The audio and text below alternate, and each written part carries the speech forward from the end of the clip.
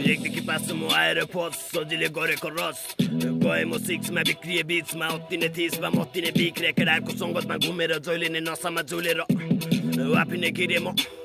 सङ्घर्ष छाडेन फर्केर भागेन अति नै आथि म के गर्दै थिएँ आफैलाई थाहा थिएन हिँड्न थालेँ आफ्नै बाटो म हिँड्न थालेँ यता उता हिँड्दा हिँड्दा दुख्यो खुट्टा त्यही पुनि मुखमा च्यापी सुट्टा त्यही पुनि मुखमा ट्यापी छुट्टा आफैलाई खान थाले राजा खाएर गाँचा बनाएर आँखा राटा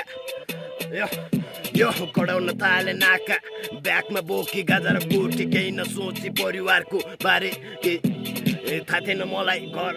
कहिले हो जाने याडाउँछ भनेको बाले नगर त नराम्रो सङ्गत जति राम्रो छ भनेर भन्छस् त्यति राम्रो छैन स्वार्थी दुनियाँ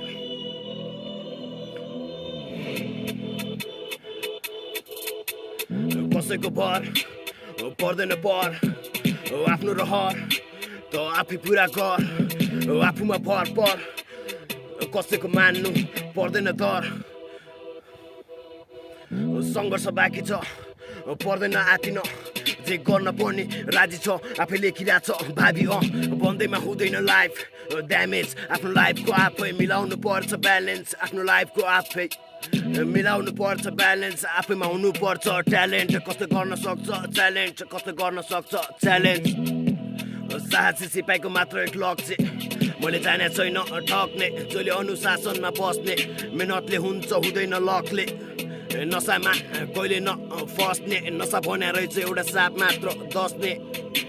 जति सक्छस् त्यति तैले हो गर्ने जति भ्याउँछ रगतले बेच द्याट्स इट